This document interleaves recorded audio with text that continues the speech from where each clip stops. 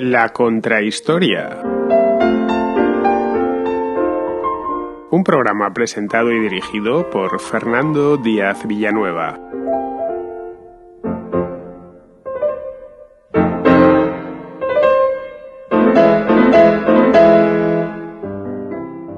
A finales del siglo XII, en el año 1188 concretamente, en esta misma ciudad desde la que hoy se hace la contrahistoria, tuvo lugar un acontecimiento histórico un tanto singular. Aquel año el rey Alfonso IX de León ascendió al trono.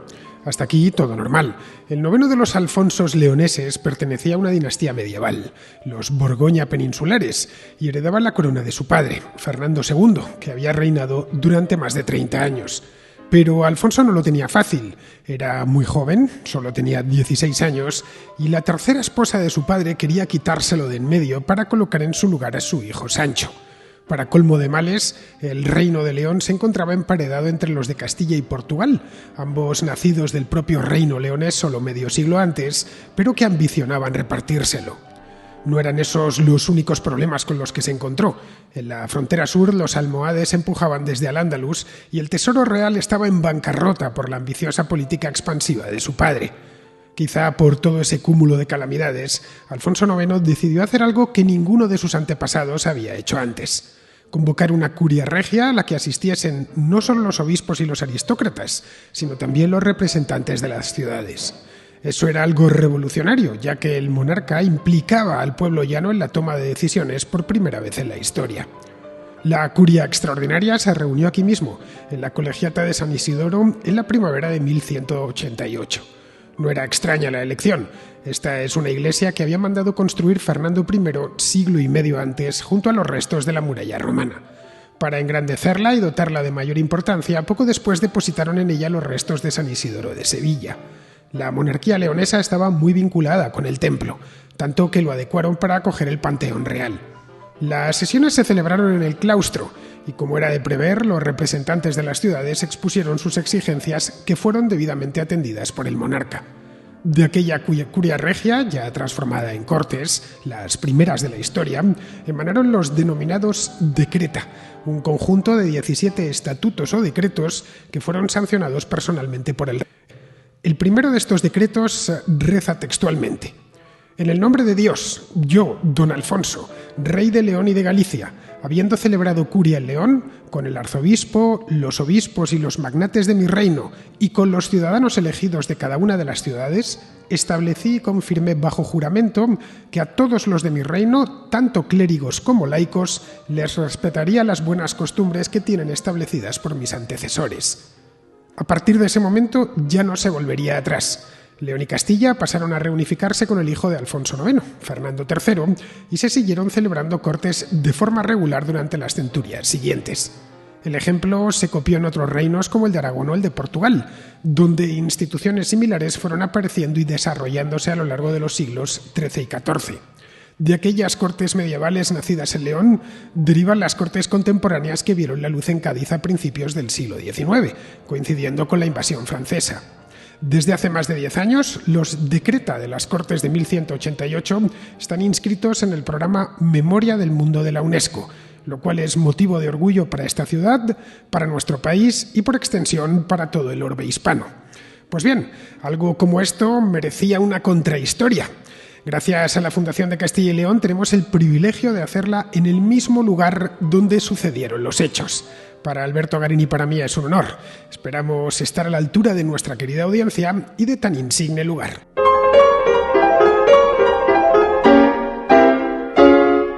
Alberto, hace cosa de 2 meses estuvimos en Valladolid, recordarás, y decía en aquel momento que al llegar a Valladolid, a Campo Grande, me sentí que venía a hacer una contrahistoria al mismo lugar donde habían sucedido los hechos que íbamos a hablar en la contrahistoria, que era la persecución de los protestantes en la España del siglo XVI. Bueno, ¿cuán lejos estaba de donde estamos ahora? Que estamos realmente en el mismo lugar donde se produjeron los hechos de los que vamos a hablar.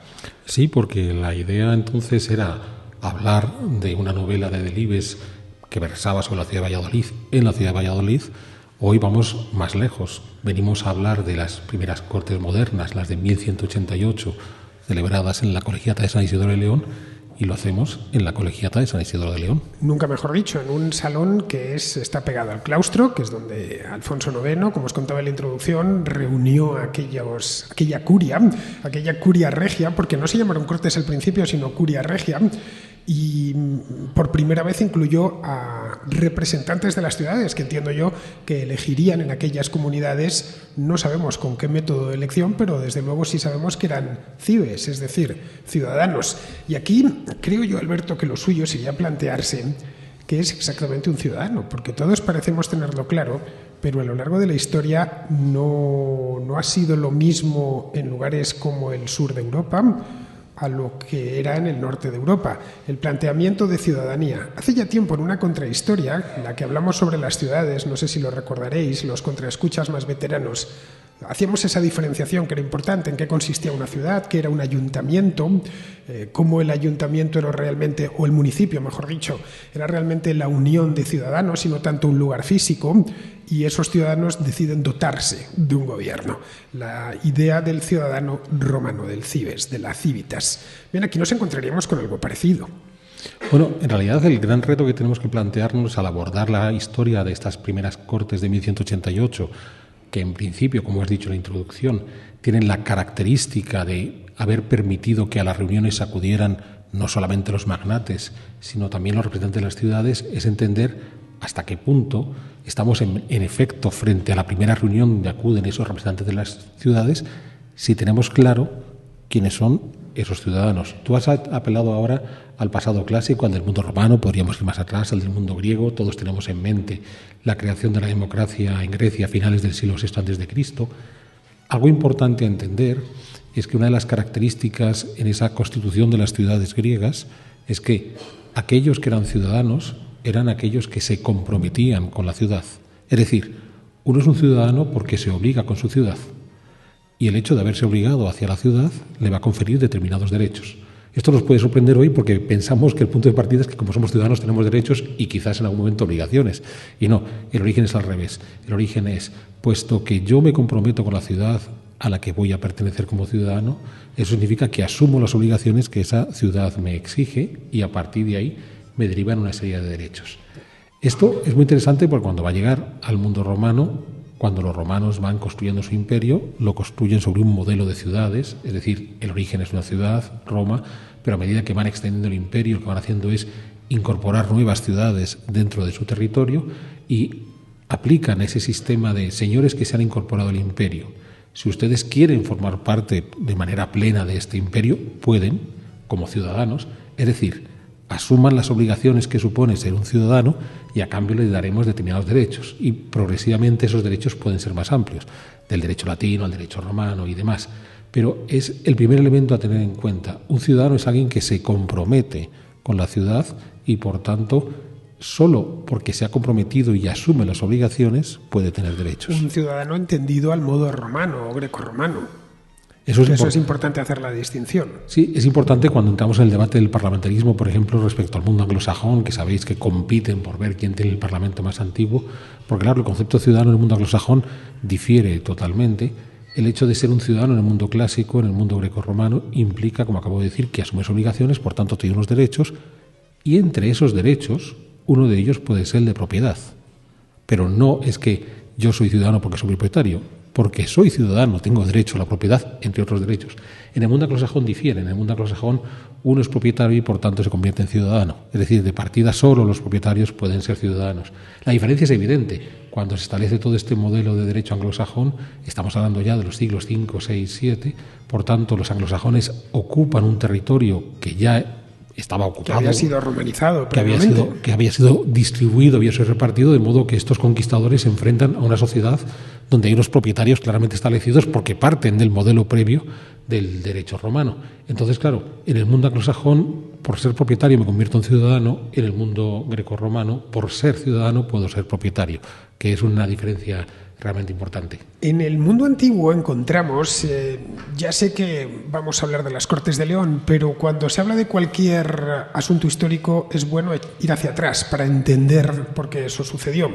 Y no se pueden entender las Cortes de León si antes no pegamos un repaso a la historia de, podríamos llamarlo, el asamblearismo. Es decir, de los ciudadanos, esa idea de ciudadano que acaba de exponer Alberto, de los ciudadanos reunidos y influyendo directamente en política, es decir, implicados en las cuestiones de gobierno. En la Atenas del siglo V a.C., por ejemplo, los ciudadanos de Atenas, los atenienses, se implicaron hasta el punto de que lo tenían que votar todo. Era una democracia directa que precisamente por ser tal vez demasiado directa no terminó funcionando. Luego, en el caso de los romanos, sí encontramos que elegían a los cargos públicos y que participaban en asambleas de manera bastante habitual, tanto en la propia Roma como en las ciudades de las provincias. Ese sería el precedente más inmediato. Sí, pero aquí hemos de entender algo importante, en efecto, en la propia Roma. Deciden asumir ese modelo de los ciudadanos son los que tienen obligaciones con la ciudad y le damos derechos, por ejemplo, a intervenir en la política de la ciudad.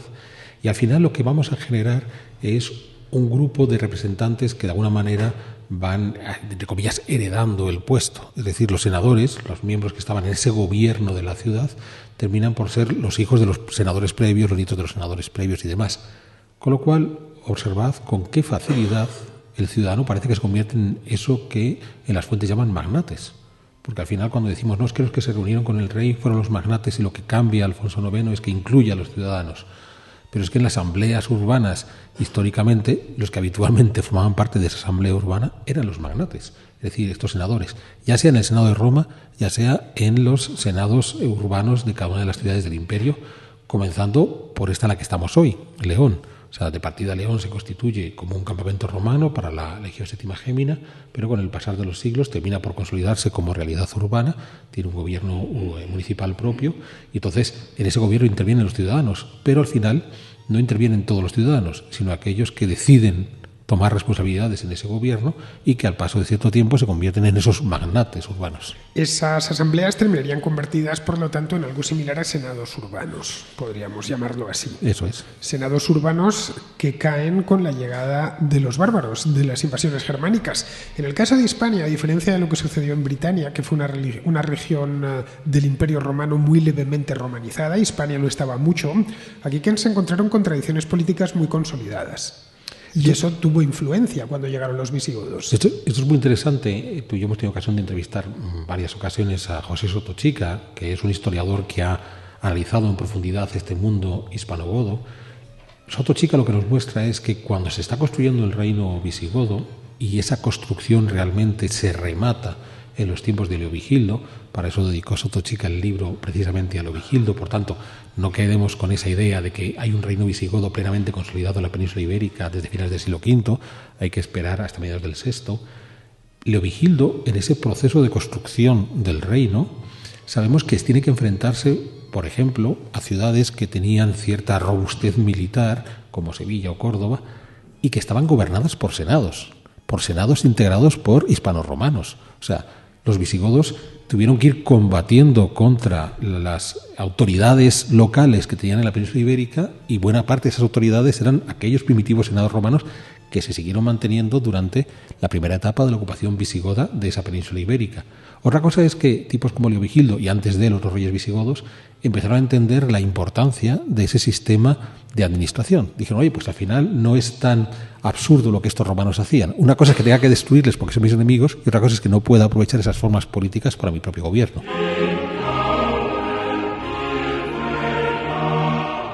En el caso de los godos, lo que encontramos es que al principio ellos gobiernan mediante un sistema muy, podríamos llamarlo, bárbaro, es decir, una simple curia militar, que es el general victorioso, seguramente convertido en rey a su vez por aclamación de sus propios soldados, que gobierna y se fía solo de sus conmilitones, de sus generales, de los que han hecho la guerra con él.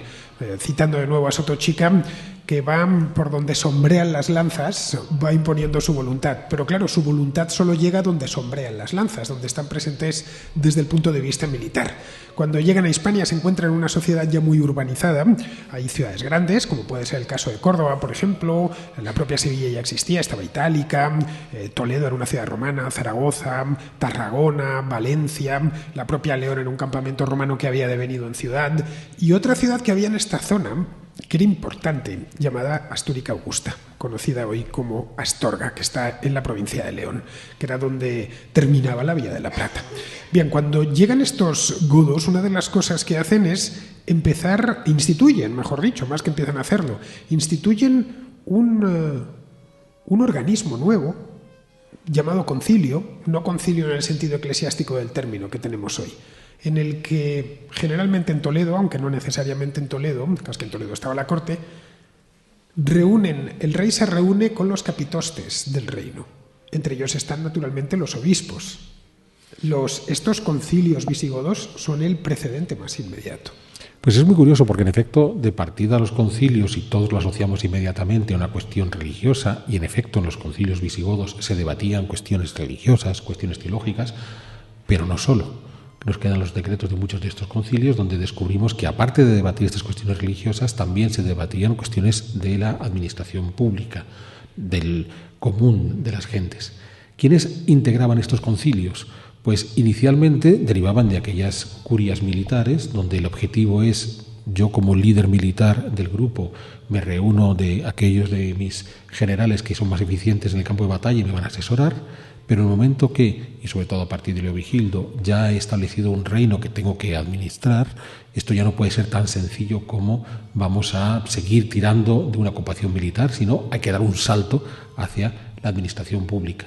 Ahí integramos a los obispos por una doble razón, porque hay un componente de debate religioso en los concilios, pero también porque hay un componente de administración local, y en muchos casos la mejor administración local de la que disponían estos reyes hispanogodos eran las diócesis de los obispos. O sea, no solamente eran obispos de sus rebaños de fieles, sino que además eran los administradores de esos territorios de las diócesis. Pero voy más lejos, porque de nuevo a la pregunta que hacíamos antes, ¿cuál es la diferencia entre ciudadano y magnates? Si la mayor parte de los ciudadanos en los senados eran magnates. Pensemos, porque tú has mencionado aquí las Cortes de Cádiz, cuando estamos hablando de principios del XIX. Yo seguí el caso muy concreto de los diputados enviados a Cádiz, a las Cortes de Cádiz, desde el Reino de Guatemala, las repúblicas centroamericanas actuales que van de Guatemala a Costa Rica. Se votan y se envían representantes a Cádiz. O sea, hay señores que vienen desde Centroamérica a reunirse con los otros diputados a Cádiz. La mayoría eran sacerdotes. No es gratuito que fueran sacerdotes, eran los más leídos, los que estaban puestos más al día de lo que estaba ocurriendo, los que podían tener una información más eficiente, pero eran representantes políticos de las regiones por las que habían sido elegidos como diputados. Claro, si hacemos una lectura simplista, pareciera que seguimos tirando de estamentos. Resulta que enviaron a los curas, o sea, no están dándole voz a los ciudadanos. No, es que los ciudadanos están representados a través de sus sacerdotes, con lo cual entendamos que esta forma demasiado dialéctica de dividir el mundo, o sea, o eres noble, o eres religioso, o eres ciudadano, no termina de funcionar. Quizás es que estamos operando con categorías creadas para la Francia de 1789 y no para el León o la Europa occidental del siglo XI o del siglo XII. Esto de dividir en 3 estamentos la sociedad quizá no era tan así. Quizá los clérigos no necesariamente tenían que ser sacerdotes, como a veces se piensa, aunque hoy el término clérigo indique condición eclesial. Bueno, pero no era así en el siglo XI. Eso es uno de los términos más complejos que hay y peor leídos en la documentación medieval, y no solo la medieval, que es el de clérigo, el clericus en latín. Un clérigo en época medieval no es un religioso. A ver, lo repito. Un clérigo en época medieval no es un religioso. Es un erudito. Es un hombre letrado. Es alguien que ha leído, que en muchos casos son religiosos y en otros casos no lo son. O incluso podemos rizar el rizo. El más conocido, también volviendo a nuestro mundo leonés, es San Piro, el cronista de los tiempos de Alfonso V, el que os dio el fuero, que San Piro era un clérigo, un letrado, un hombre erudito, alguien muy puesto en leyes, que al final de sus días fue nombrado obispo, a modo de jubilación. Bueno, chato, ya has trabajado bien para los reyes, ya estás viejito, no hay mucho más que pedirte a ti, no podemos pedir que sigas cabalgando a nuestro lado y levantando actas notariales, de modo que para darte una pequeña jubilación y no tenemos una seguridad social que te apoye, pues te nombramos obispo y eso te va a dar unos ingresos. Pero hasta ese momento San Piro no es religioso, no sigue ninguna orden, no tiene ningunos votos, es un laico que sencillamente trabaja en la curia del rey, pero que en las fuentes aparecen como clérigo. Es más, hay una tradición simplificadora de estos términos, de los clericus de los palacios, que les llaman monjes de palacio, porque tradujeron clérigo por monje. Entonces, cada vez que ustedes lean en ensayos de historia el término monjes de palacio, no tengan dudas, están equivocados. La mayor parte de ellos no son religiosos, son clérigos, por tanto eruditos. Entonces, si en estas curias o en los concilios de los visigodos, aparte de tener a los obispos como representantes de sus diócesis, al estamento militar que apoyaba al rey en las campañas, además había clérigos, ¿estos a qué grupo pertenecen? ¿Son magnates? ¿Son representantes de los ciudadanos? Con esto no estoy quitándole valor a las Cortes de León, sencillamente estoy haciéndoles ver que no es tan simple como decir en 1188 incorporamos a los ciudadanos, sino que estamos en un mundo de tradición grecorromana donde era habitual dar la voz más allá de los que rodean inmediatamente al rey. Esto, cuando los historiadores anglosajones miran hacia el sur y descubren este tipo de cosas, les sorprende. Pero bueno, ¿qué le vamos a hacer? Es el problema del mundo anglosajón, están por civilizar. Acabo de decirles que ellos consideraron que los propietarios son ciudadanos allá por el siglo V o VI, cuando los romanos habían resuelto este problema en la ley de las 12 tablas 1200 años antes. Entonces, claro, los pobres anglosajones hasta hoy siguen con 1200 años de retraso. De modo que no les sorprenda que cuando se enfrenten a historiadores anglosajones suelten estas cosas de ¿había o no había ciudadanos en León en 1188? Hombre, a duras penas sabe lo que es un ciudadano hoy, como para pedirles que entiendan que era un ciudadano en el siglo XII. Volviendo con el tema clérigo, tenemos tan asumido que clérigo es religioso que a veces se nos olvida de dónde proviene la palabra. El clérigo no viene del latín, sino del griego, viene de kleros, que significa herencia. En la antigua Grecia, el cleros era el tipo que recibía una herencia. De hecho, esto ha derivado en otros idiomas distintos al nuestro, como el inglés, por ejemplo. Seguramente muchos de vosotros sabéis lo que es un clerk, un encargado de algo, un conserje. Bien, es una persona que tiene una herencia, una dote. Los clérigos, en el sentido en el que estaba hablando Alberto hace un momento, no eran más tipos que tenían una dotación, en este caso intelectual, no material, una herencia que habían recibido a base de estudiar, seguramente.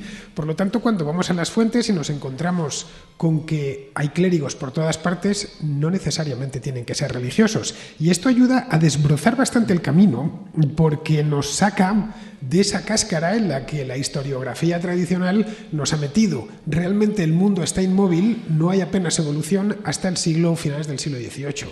Y no es así, el mundo está siempre en constante evolución. Los seres humanos del siglo VI, para ellos el mundo en el que vivían era lo más moderno posible y eran perfectamente conscientes de dónde venían. Igual que los del siglo XV o nosotros ya en el siglo XXI.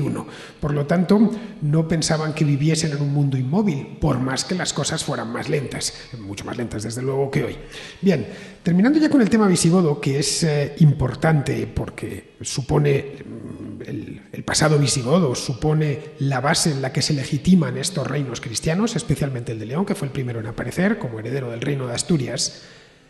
Aquí hay un hiato histórico, porque unos invasores entran desde el sur y acaban con toda esa tradición política goda que les había costado casi 3 siglos forjar.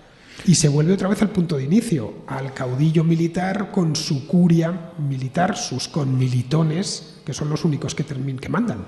Sí, de nuevo nos volvemos a encontrar, cuando comienza el siglo VIII, en una situación similar a lo que había ocurrido durante el siglo V, cuando los visigodos empiezan a invadir la península ibérica, que es que rompen la estructura administrativa previa, con la diferencia notable de que la rompen por completo. Como decíamos antes, y siguiendo lo que nos ha mostrado Sotochica, en el mundo hispanogodo sí había una serie de estructuras políticas romanas que perduraron por largo tiempo. Tras la conquista islámica esto no va a ocurrir, y lo que va a suceder es que nos encontramos con esa vuelta a la formación básica de administración, que es la curia militar. Hay un ejemplo conocidísimo, que es el de Pelayo, ¿no? La famosa historia de Pelayo acude, se refugia ahí en Asturias y se reúne con la gente del lugar y dice, bueno, a ver, nos ponemos todos de acuerdo y vamos a pelear contra estos que acaban de llegar. Eso es una curia militar. Y en realidad no estaba haciendo nada que no hubiéramos podido registrar históricamente en todas las fases previas, sobre todo con la conquista de los visigodos. Está el famoso Senado de Amaya, que no queda muy claro qué es, pero que podía ser una curia militar. El Senado de Amaya es de los tiempos de los visigodos, de mediados del siglo VI, un poco antes. Pues posiblemente Pelayo tiene algo parecido al famoso Senado de Amaya. Es decir, son gentes que viven en un hábitat disperso, claramente rural, que tienen que agruparse para tomar decisiones frente a un riesgo militar, que en este caso es el de la conquista islámica. Lo más llamativo está en que a partir de ese momento pareciera que lo que vamos a tener son dos grandes entidades políticas, que es el germen de los futuros reinos cristianos, primero el de Asturias y más tarde en los Pirineos el de Navarra, que van a lanzarse a la conquista, y frente a eso el mundo islámico, y es a partir de ese germen donde vamos a poder construyendo toda esta administración que nos lleve hacia las Cortes de León, pero sabemos que no es tan simple como eso.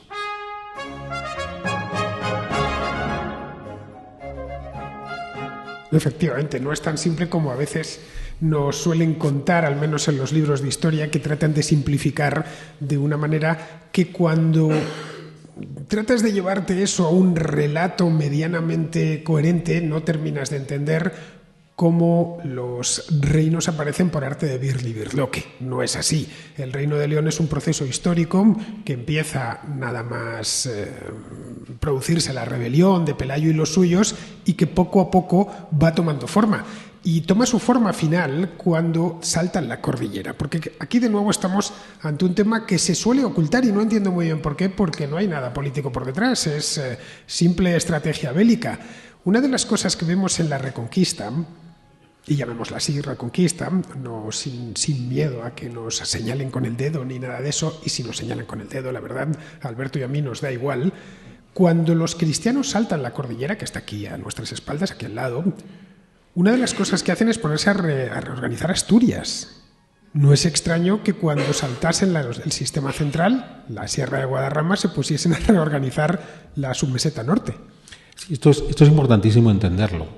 En un primer momento, donde el único foco de resistencia está al norte de la cordillera Cantábrica, como foco de resistencia es un foco de resistencia esencialmente militar, de modo que la organización básica de esos territorios al norte de la cordillera Cantábrica, y una cordillera Cantábrica amplia, que iría desde Galicia al País Vasco, ¿vale?, es que lo que vamos a poder tener son curias militares, porque tenemos que hacer frente a un riesgo constante. Claro, a medida que la frontera se vaya alejando, el territorio que se quede más en la retaguardia se puede permitir el lujo de hacer cosas diferentes, organizarse de una manera distinta. Entonces, claro, las primeras cartas Puebla son del siglo X en Asturias, porque ya la frontera ha cruzado la cordillera Cantábrica. Otra cosa es cómo organizaremos León, que es el que está ahora en el frente de batalla. Pero aquí hay otro elemento muy interesante que hemos de tratar de entender en esta reorganización administrativa, que es aquello que Sánchez Albornoz habló del desierto del Duero, donde consideraba, don Claudio, que lo que había sucedido es que los musulmanes han invadido la península ibérica hasta la cordillera Cantábrica. A mediados del siglo VIII está la famosa revuelta de los bereberes, que no quieren vivir en esta fría meseta castellana. Hoy, por ejemplo, es un día, no voy a decir primaveral, pero es un poquito fresco, ¿no? Eso es lo que los bereberes no querían. Y entonces se vuelven al sur del sistema central, y Sánchez Albornoz considera que los pocos habitantes que quedan se desplazan al norte para integrarse en ese reino de Asturias y a partir de ahí formar parte de la Reconquista. Que es una tesis un poco disparatada, de dejar media España vacía. Tierras fertilísimas como estas mismas de lo que hoy es la provincia de León, toda la ribera del Esla, dejar eso vacío. Vale, hace frío, pero hace frío en invierno. En otras épocas del año se está muy bien. No tiene sentido esa tesis, por más que lo pienses. Y es que además es una tesis que la propia arqueología ha desmentido. No había tal desierto, había un desierto institucional en todo caso, pero no humano. Hay un desierto estatal, pero no un desierto humano. O sea, sí que somos conscientes de que hubo ocupación humana durante ese periodo de la Alta Edad Media, en el que todavía no se ha producido la reconquista cristiana, pero sí la retirada de los musulmanes. Aquí en León tenéis los excelentísimos trabajos de José Avelino Gutiérrez, que os puede contar muy bien todo ese periodo porque lo ha trabajado bastante bien. Pero es muy llamativo porque lo que vamos a encontrarnos son espacios habitados donde no hay la intervención estatal. ¿Esto qué significa? Pues esencialmente que nos vamos a encontrar lugares donde la gente no paga impuestos, porque el principal reflejo que tenemos de la presencia del Estado es la fiscalidad. Entonces, imaginémonos por un momento que los que estamos en casa no fuéramos amantes de la literatura, no nos gustaran los libros, por la razón que sea. Bien, entonces vamos a quitar los libros de casa. Pero hoy, en 2024, nuestra casa está llena de papeles y papeles que con regularidad, cada X número de años, tenemos que ir desembarazándonos de ellos. ¿Y qué papeles son? Los tickets de la compra, las facturas de la luz, la del teléfono, todas las cartas que nos ha enviado Hacienda, y eso es constante, ¿cierto? Esa es la documentación más habitual y que más crece a nuestro alrededor. Entonces, uno puede gustarle los libros, y a lo mejor tiene muchos, pero si no gustan los libros no crece el papel, pero el papel fiscal vinculado al Estado es algo que es permanente. En el momento que no hay un Estado que intervenga sobre, por ejemplo, las comunidades que se van a quedar al sur de la Cordillera Cantábrica, aquí en la provincia de León, y por tanto no hay esa exigencia fiscal continuada, la posibilidad de que haya fuentes asociadas a esas comunidades, fuentes escritas, es mínima. Creo que, y aquí ya voy a hacer publicidad a otro de los canales en los que intervengo, el de Big One, donde en pedazos de historia explico cómo los documentos escritos conservados más antiguos son los de los mesopotámicos, con escritura cuneiforme, y son pagos de impuestos. O sea, la gente no desarrolló sistemas de escritura para contar historias. Eso se puede hacer de viva voz. La gente desarrolló sistemas de escrituras para llevar las cuentas y sobre todo pagarle impuestos al Estado, ¿vale? Entonces, si no hay intervención estatal, no hay creación de registro fiscal y por tanto no tenemos la documentación esencial, que es la que está asociada a estos sitios. Pero lo llamativo está en cómo reorganizamos estos espacios de desierto estatal. ¿Qué ocurre cuando los asturianos saltan la cordillera cantábrica y se van a introducir en las vertientes sur de esa cordillera cantábrica? Bueno, aquí habría una pregunta antes. ¿Por qué eligen León y no Astorga? Bueno, esa es una muy buena pregunta. En ese salto es muy curioso porque... León había sido un campamento romano, cierto es, había estado la Legión Séptima Gemina aquí un montón de tiempo, pero Astúrica Augusta era más importante desde el punto de vista urbano en la época romana. Pues ahí es muy curioso porque León tuvo quizás la suerte de ser en esos momentos menos belicosa de lo que podía haber sido Astorga.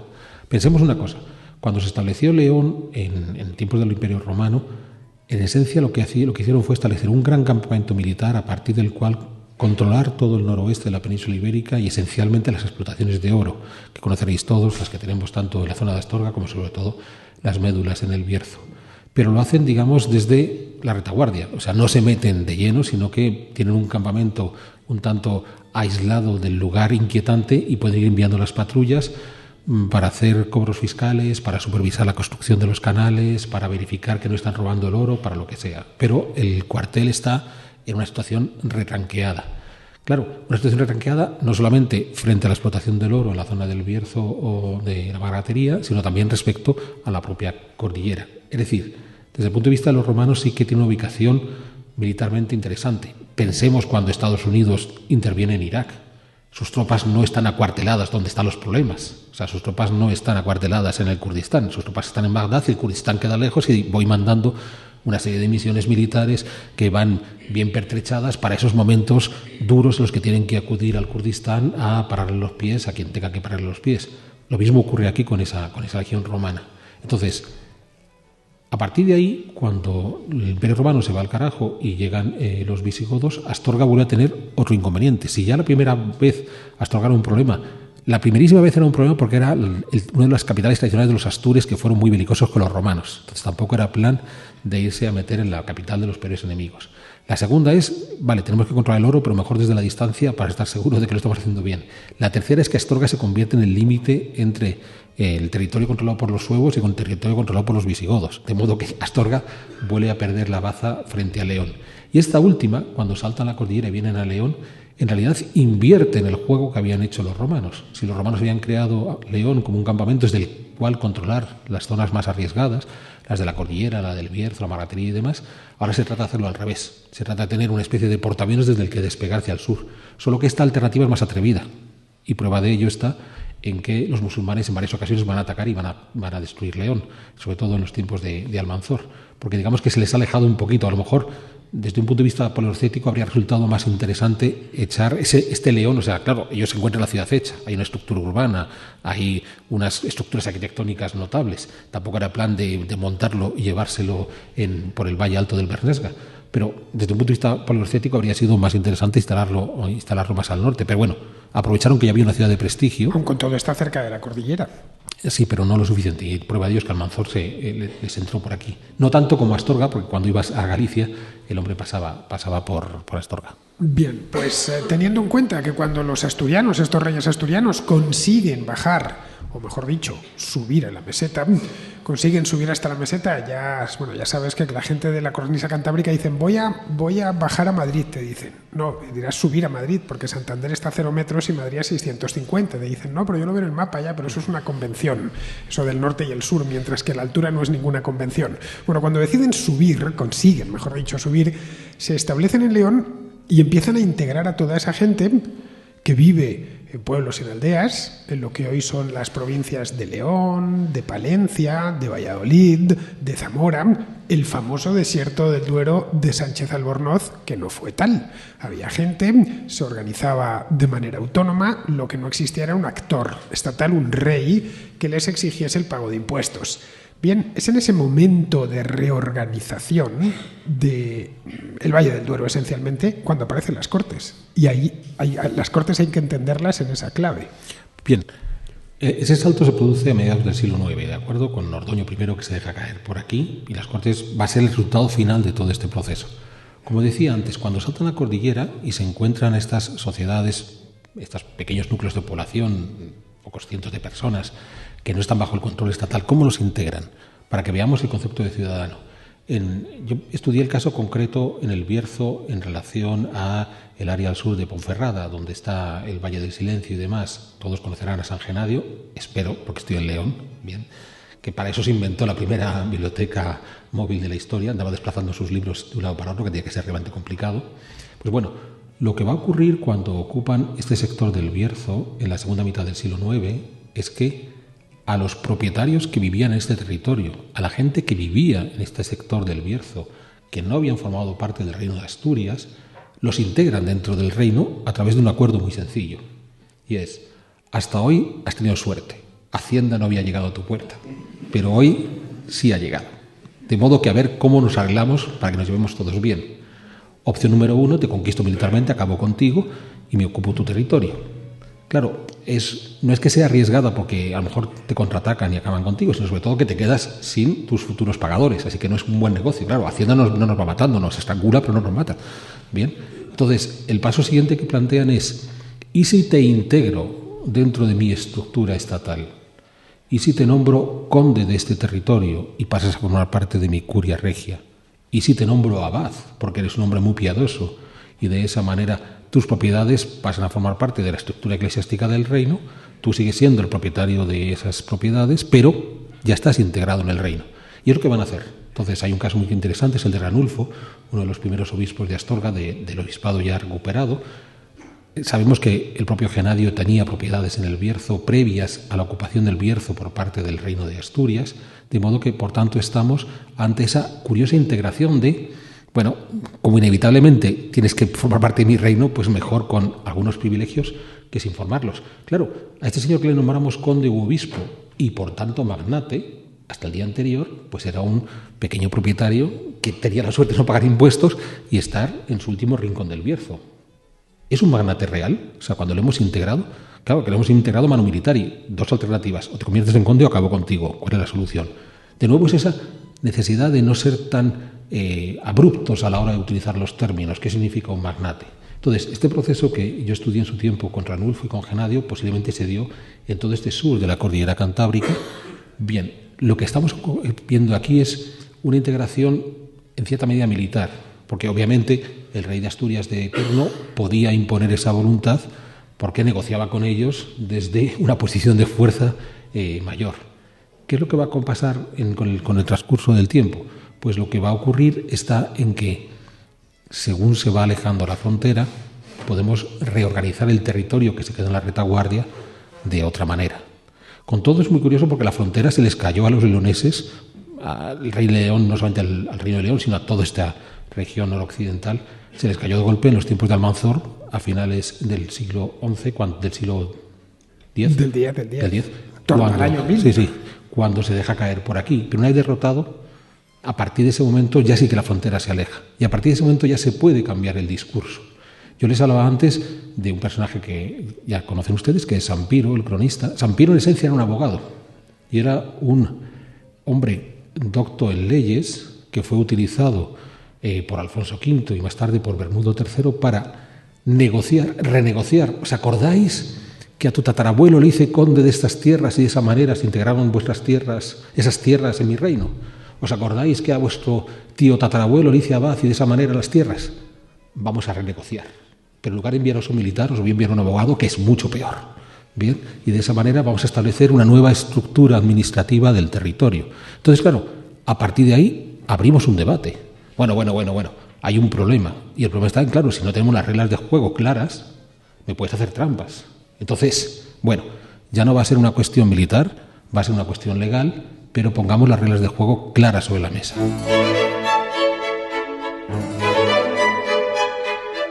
Eso no puede suceder hasta que los reyes consiguen cruzar el Guadarrama y apoderarse de Toledo y garantizar el Valle del Duero. No, pero aquí estamos en esta fase en la que ya hemos empujado hasta el Duero, de modo que no puedo hacer este ejercicio que estoy haciendo de conversión de lo militar a lo legal, no lo puedo hacer en Zamora, no lo puedo hacer en Simancas, pero sí lo puedo hacer en León, porque ya tengo la frontera en Zamora. Entonces, como tengo la frontera en Zamora, ya puedo negociar con los leoneses y decirles, ahora ya pasemos a la fase legal, y es entonces cuando vamos a dar el fuero. Luego, en este periodo sucede otra cosa también llamativa, y es el hecho mismo de que la relativa paz, teniendo en cuenta que la frontera cada vez se ha ido alejando más, permite que las ciudades crezcan dentro de un orden, no como en los tiempos contemporáneos, pero que esas ciudades que habían quedado deshabitadas o casi deshabitadas durante siglos, presa de la inseguridad, del poco comercio, etcétera, vemos que ciudades como la propia León, como la propia Astorga, como Zamora, algunas nacen, son ciudades de nueva fundación, otras son repoblaciones de antiguas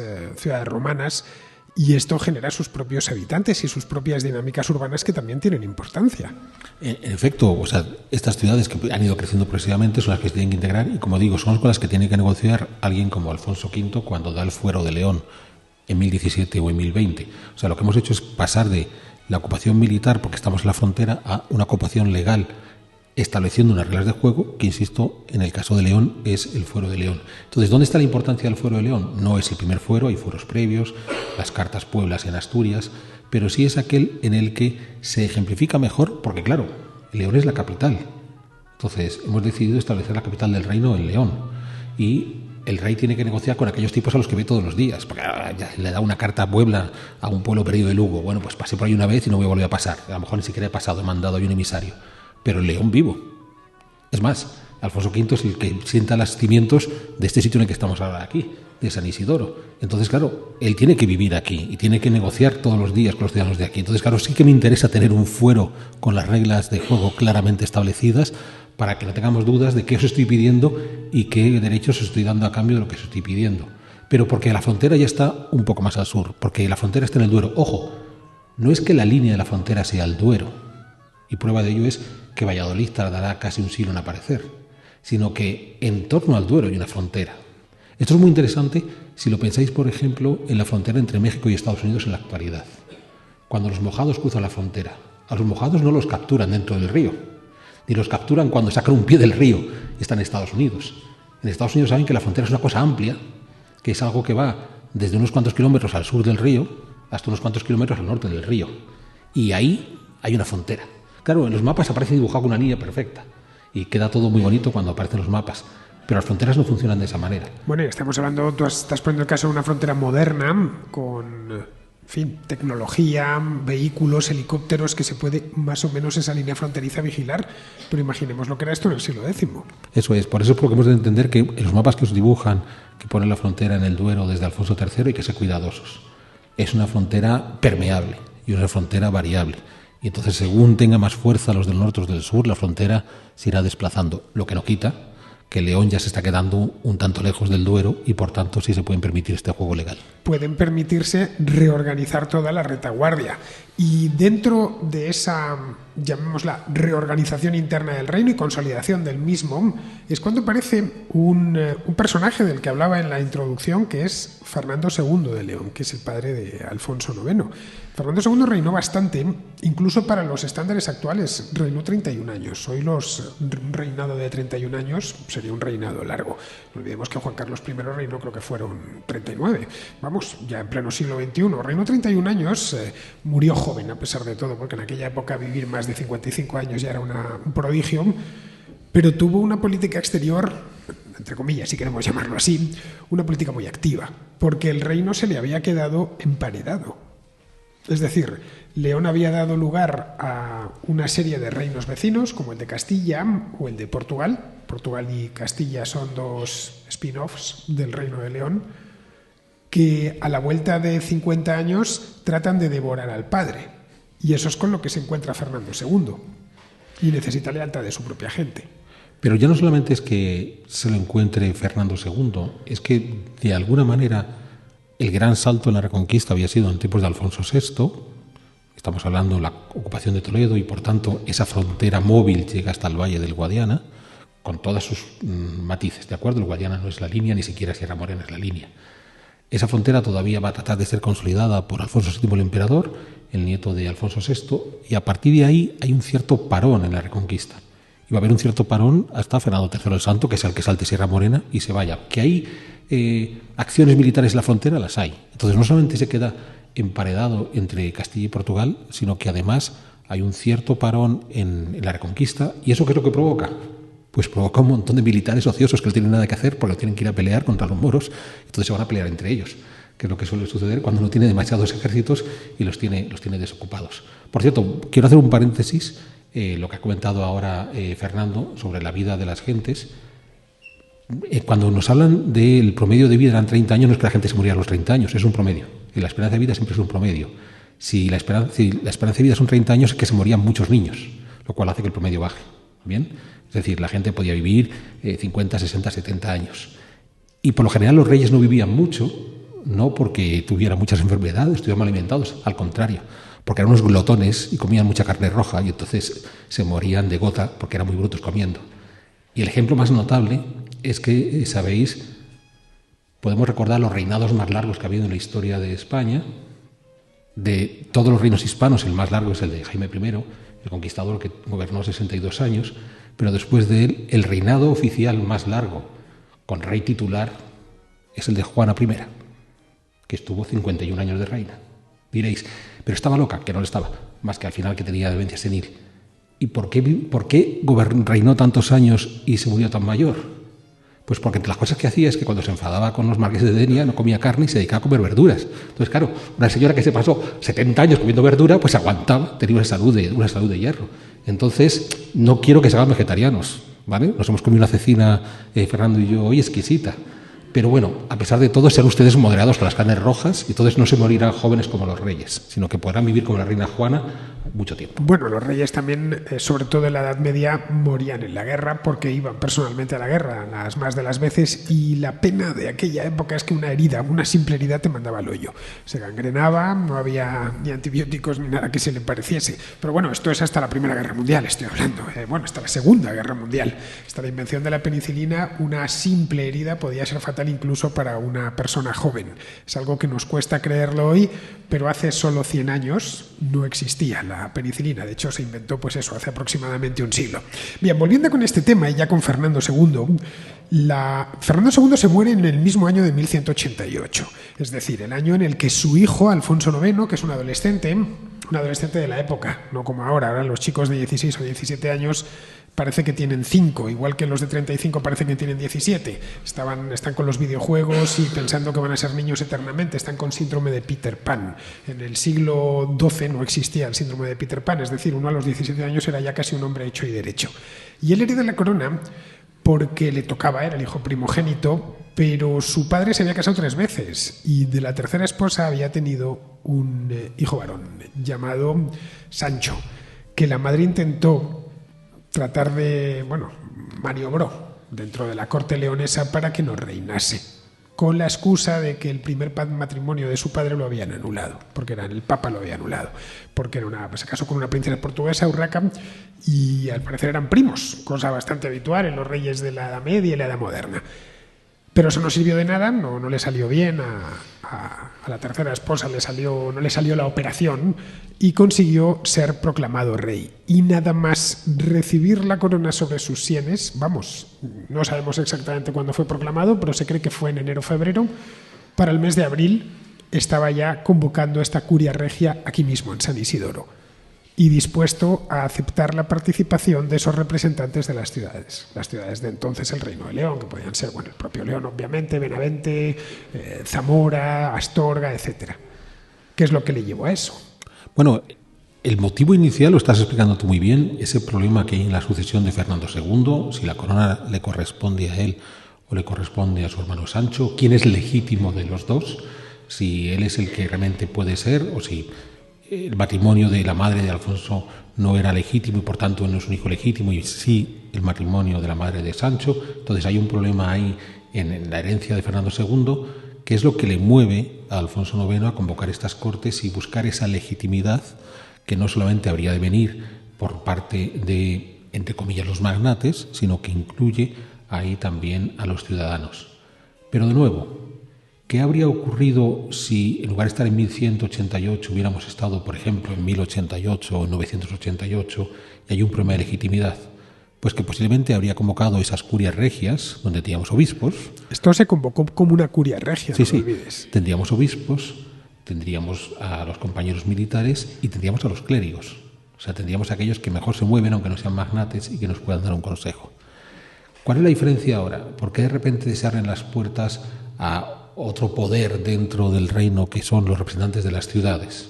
Que, ojo, representantes de las ciudades, que puesto que muchos de ellos se rigen por fueros, estarían en una situación muy similar a la de los viejos senados urbanos romanos, donde ese puesto de senador urbano ya había caído en manos de los magnates de las ciudades. Bien, sobre las Cortes de León, ustedes han tenido la suerte de tener durante muchos años dando clases en León al profesor Fernando de Arbizu, que nos puede contar muchísimas cosas sobre cómo funciona, pero don Fernando tiene un problema, y es que tiene una visión negativa sobre este León de finales del siglo XII, que podemos extender a toda la Edad Media peninsular en la cabeza de muchos españoles, y es decir, bueno, a lo mejor tuvo que abrir las puertas de este recinto en el que nos encontramos de San Isidoro a los ciudadanos, porque los ciudadanos tenían muchas quejas, y tenían muchas quejas porque, claro, en este mundo medieval, pobre, deprimido, humilde, pues claro, había muchas cosas por las que protestar.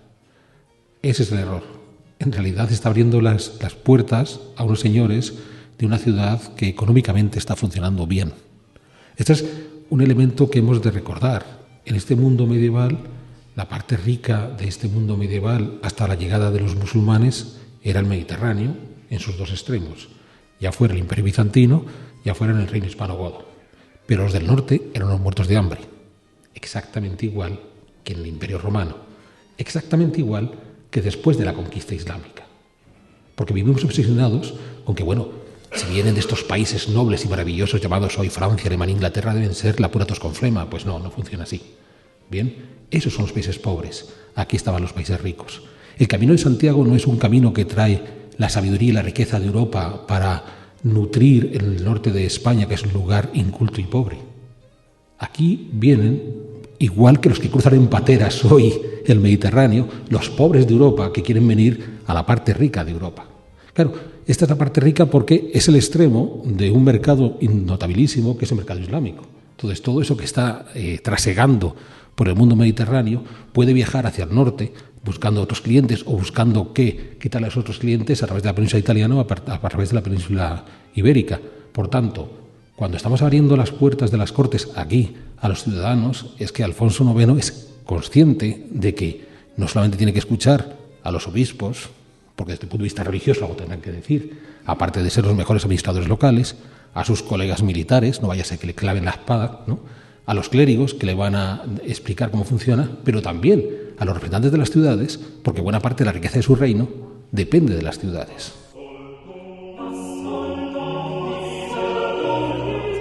También necesita dinero. Eso es. Es decir, fundamentalmente Alfonso IX necesita dinero. Y son en gran medida estos ciudadanos quienes se lo va a poder dar. De hecho, Alfonso IX incorpora en 1188 al tercer estado, si queremos llamarlo así, aunque a mí la terminología no me gusta porque está tomada de una realidad francesa del siglo XVIII. Al pueblo llano, a esos buenos hombres, o hombres buenos, no sé cómo los llaman las fuentes de la época. Hombres buenos. Hombres buenos, a esos hombres buenos tomados del pueblo llano. Bien, algo parecido le sucedió a Luis XVI en el año 1788 cuando convoca a la Asamblea de Notables, es decir, a su curia, no le dan respuesta y convoca a los Estados Generales. Sí, porque en el caso de Mira XVI, cómo termina la cosa. Está buscando también esa financiación, con la diferencia de que la Francia de Luis XVI vive en una crisis económica fruto de su intervención en la guerra de independencia de Estados Unidos, más el fracaso previo de la guerra de los 7 años y demás. Y aquí no, aquí Alfonso V está buscando legitimarse por el problema sucesorio que ha tenido en relación a su padre y a su hermanastro, y al mismo tiempo buscar fondos de financiación que saben que van a venir de estas ciudades que tienen una economía, no vamos a decir multimillonaria, pero sí muy saneada. Muy saneada porque el comercio se ha restablecido en su práctica totalidad. En ese desierto, entre comillas, del Duero, ya se puede hablar de un reino propiamente dicho y cohesionado. Las fronteras entre este reino de León y el recién nacido reino de Castilla, el recién nacido reino de Portugal, no son fronteras con una garita fronteriza y un guardia civil saludando al tipo que iba a pasar, no, era todo muchísimo más difuso de lo que podemos imaginarnos hoy. Es decir, ya se ha abierto un espacio comercial que vertebra todo el norte de la península, y a su vez hay un espacio comercial que une el norte de la península con el sur. Veíamos ahora, esta misma mañana, que han tenido la gentileza de mostrarnos el Museo de San Isidoro, un museo maravilloso, por cierto. Veíamos todo tipo de objetos venidos desde Al-Ándalus, desde cajitas para guardar perfumes, guardapelos, etcétera, y en algunos hasta llevan inscripciones en árabe. Que en algunos casos son fruto del botín militar, en otros casos son regalos de embajadas, y en otros casos son comercios. Bien, pues son esos comerciantes los que tienen ese poder y son conscientes de su propio poder. La cuestión es que esta iniciativa que tiene Alfonso IX en 1188, en lugar de ser excepcional, y podría haberlo sido, estoy en unas circunstancias muy particulares, dentro del reino hay dudas de que yo sea el rey, porque mi madrastra está enredando por detrás, mi padre me dejó el tesoro con telarañas y necesito pedir dinero, tengo a los almohades por debajo, a los castellanos por un lado y a los portugueses por el otro. Bien, eso se podría haber solucionado en 20 años o en 10, pero él sigue convocando cortes. Y no solo eso, sino que además empiezan a convocarlas los castellanos, los portugueses, los aragoneses, es decir, todo el mundo. Bueno, pues porque en este recorrido que hemos hecho de este proceso asambleario, cuando se crea el modelo del Senado urbano en el mundo clásico, termina por difundirse por todo el Imperio Romano y al final no hay ciudad romana que no entienda que su organización básica es la del Senado municipal. Cuando se da el siguiente paso con la constitución de los fueros como el acuerdo entre el gobernante y los gobernados a nivel urbano, una vez que concedido fueros en una ciudad, todas las demás van a seguir reclamándolo. Por cierto, no sé cuántos fueros habéis tenido que leer en vuestra vida. Yo hace años hice un trabajo en la Universidad de Salamanca al respecto y era muy divertido porque hay fueros que se calcan, tal cual. O sea, que le dan el fuero de, qué sé yo, el de Sigüenza, lo copian en algún pueblo manchego, en algún pueblo de Jaén, y les dan el mismo fuero, exactamente el mismo, y hasta con los mismos límites, ¿de acuerdo? De tal arroyo a tal cerro. O sea, ni siquiera se molestan en cambiar eso. Eso sí, lo que cambiaban siempre eran las multas. Entonces, si el fuero del siglo X te cobraba 25 maravedíes, si no son maravedíes en esa época aún, el fuero del siglo XII te cobraba 200. O sea, no actualizaban nada más que las multas, lo demás daba igual. Bien, entonces, de la misma manera que han creado esos modelos de los fueros, el paso siguiente es, una vez que hemos establecido este sistema de gestión, porque pensemos que de partida puede ser un problema de legitimidad, pero sobre todo se convierte en la forma de negociar el rey los ingresos que va a necesitar para su reino. Y a cambio, los representantes en las Cortes tendrán una serie de derechos, de privilegios. Les parece que es un buen sistema y por tanto se queda igual que se quedaron los senados municipales o los fueros. Se terminan institucionalizando, luego ya a partir de Fernando III las Cortes de León se reúnen junto con las de Castilla y pasan a ser las Cortes de Castilla y León, que siguieron reuniéndose pues hasta Felipe V, que es cuando se crean las Cortes españolas, que las reúne y están todos allí, también con las de Aragón. Hace la incorporación completa y sobreviven hasta 1812. Las últimas Cortes nacidas en León son las de Cádiz. El planteamiento es el mismo. Vamos a llamar a los distintos estamentos, tienen que venir los representantes, que como decía Alberto, muchos eran sacerdotes que venían porque era el que sabía leer en aquel pueblo o en aquella provincia, bueno, los que más preparados estaban. Van a venir los aristócratas y van a venir los eclesiásticos. Lo único que en esas Cortes de Cádiz de 1812 deciden transformarlo todo. Las anteriores habían sido en 1789, que se habían reunido a partir del siglo XVI. Todas las Cortes ya se celebran en Madrid porque el rey ha fijado la corte ahí. Pero hasta ese momento son itinerantes. Por eso hay cortes en Toledo, cortes en todas partes. Bueno, en el propio Madrid se habían reunido en algunas ocasiones, en Sevilla, allá donde el rey estuviese, las convocaba. Las convocaba para solicitar dinero a las ciudades y al propio reino, pero también para legislar.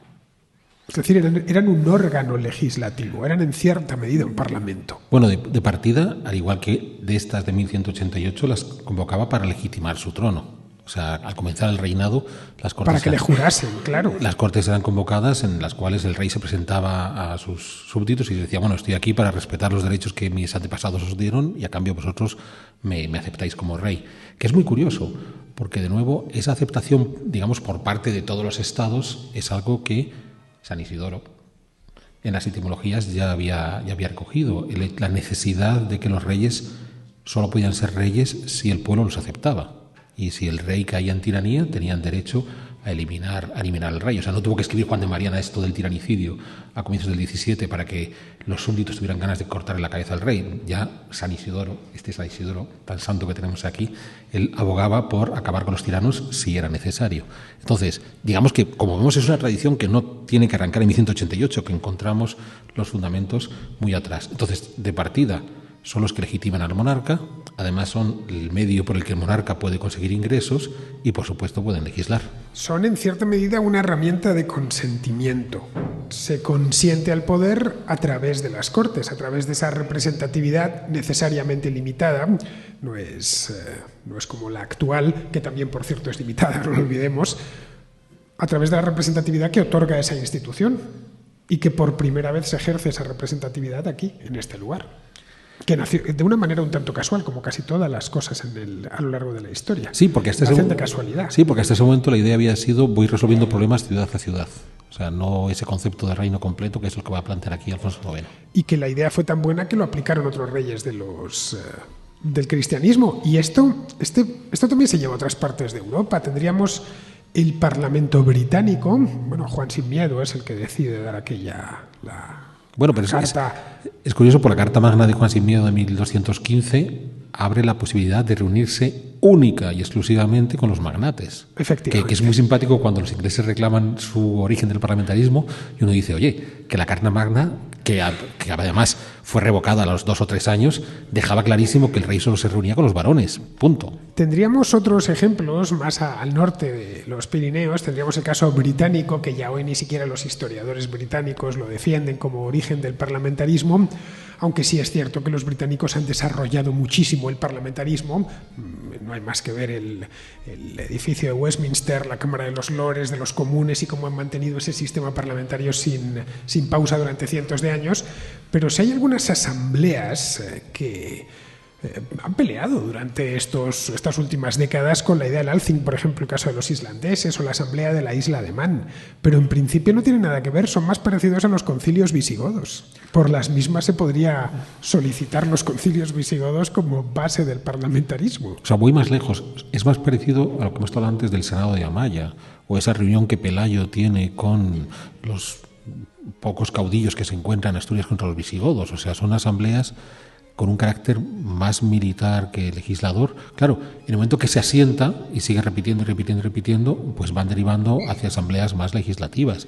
Pero a partir de estas asambleas que citas, que son de principios del siglo X, son sobre todo asambleas no muy alejadas de eso que estábamos hablando del Senado de Amaya. Consejos militares, esencialmente. Sí, o sea, no estamos ante el concepto, porque al final, en las Cortes de León, estamos ante una meta volante en ese viaje hacia un aparato administrativo legal cada vez mejor construido, que ha pasado por esas etapas previas de los senados urbanos y los fueros a través de los cuales poder legislar en esos gobiernos urbanos. Mientras que aquí no, aquí estamos ante una cuestión muy asamblearia, queda muy elegante, muy 15M, pero no va más allá. O sea, que a ti te parece justificado esto que hizo la UNESCO en 2013 de reconocer o incorporar, mejor dicho, al programa de Memoria del Mundo estos decreta de Alfonso IX.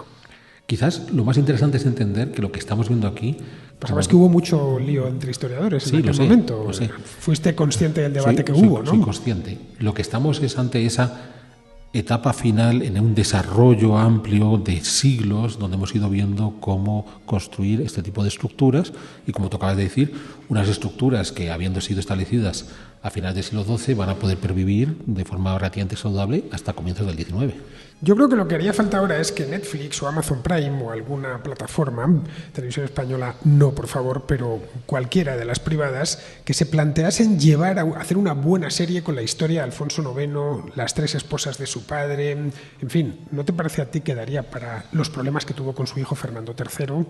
Es lo que está pensando, sí. No me digas que no daría para una buena serie, O sea, incluyendo además las Cortes de León, naturalmente, en 1188, siendo él un adolescente de 17 años. Ya digo, si las esposas de su padre eran problemáticas, no te digo las de él. Bueno, sí, claro, tuvo ya... La verdad es que luego terminamos siempre pareciéndonos a nuestro padre, aunque no queramos, pero siempre sucede. Bueno, pues lo que le pasó a Alfonso IX. Bien, esto daría esta historia que hemos tratado de, transmitiros, tanto a los que estáis aquí presentes como a los que están escuchándolo a través de la contrahistoria, transmitiros la razón por la cual sucedió esto en 1188 aquí y qué consecuencias tuvo. Las consecuencias las conocemos bien, pero los precedentes no tanto. Por lo menos los precedentes inmediatos sí se manejan en los libros de historia, pero no los precedentes profundos, que es en lo que Alberto Garín es el auténtico especialista. Bueno, Alberto, pues llevamos ya más de una hora, por si no lo sabías. Creo que va siendo hora de poner el broche final. Sobre todo porque al tener público no queremos agotarles. No queremos agotarles, efectivamente. Normalmente, si no tenemos público, pues nos regalamos ahí 15 minutillos más, pero cuando tenemos gente y le estamos viendo la cara, aunque están todos muy atentos. ¿Te has fijado que ni uno ha sacado el móvil? Lo he visto. Ni uno, estaba yo mirando desde aquí. Bueno, pues con esto, queridos, vamos ya a dar por concluida la contrahistoria de hoy. Espero que os haya gustado, tanto a los que estáis en la Colegiata de San Isidoro, en este salón tan bonito que nos han puesto. Es una pena que esto sea la radio, porque deberíais ver qué techos tenemos aquí, qué bóveda es esta, Alberto, tan maravillosa. Explícanos. No me atrevo teniendo a Raquel, que dirige el Museo de San Isidoro, no me atrevo a abrir la boca. Habría que preguntarle a ella. Estoy por llamarla, ¿no? Pero es que es una preciosidad. No sé de qué, esto es del siglo XVIII, calculo yo, ¿no? Por lo menos la decoración. Sí, del siglo XVIII me está diciendo Raquel.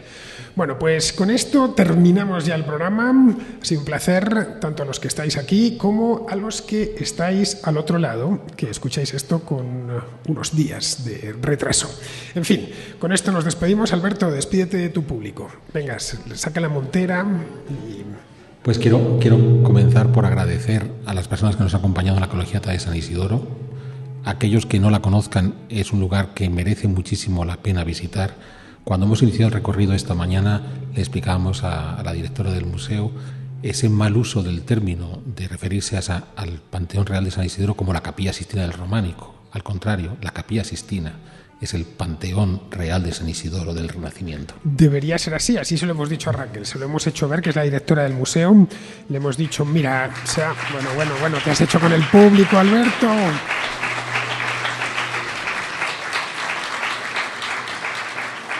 Los aplausos son reales, no son que le he dado un botoncito, ¿eh? Estos son aplausos de verdad, no, porque aquí en la mesa tengo un botón que si le doy aparecen unos aplausos enlatados. No, estos son de verdad. Bueno, pues Alberto, que se los ha metido en el bolsillo, me ha contado algo, Alberto, y ya con esto sí que terminamos. Cuando salíamos de ver el Panteón Real, exactamente, nos ha contado una anécdota, y es que él vino aquí siendo muy jovencito. Entró allí, se quedó tan fascinado con aquello que dijo, quiero ser historiador del arte. Es decir, San Isidoro de León hizo a Alberto Garín. ¿Cierto o no? No te me desdigas ahora, ¿eh? No me desdigo. Es así, tal cual. ¿Qué edad tenías? Sí, 16 años. O sea, la edad de Alfonso IX cuando convocó las Cortes. Eso es el destino. Es el destino, sí, para que veáis. Si venís aquí con 16 años, algo bueno os va a pasar. Lo digo para los contraescuchas que estén al otro lado y que estén en esa afortunada edad. Bien, con esto ya sí que no os quitamos ni un segundo más de vuestro precioso tiempo y nos despedimos hasta la próxima contrahistoria.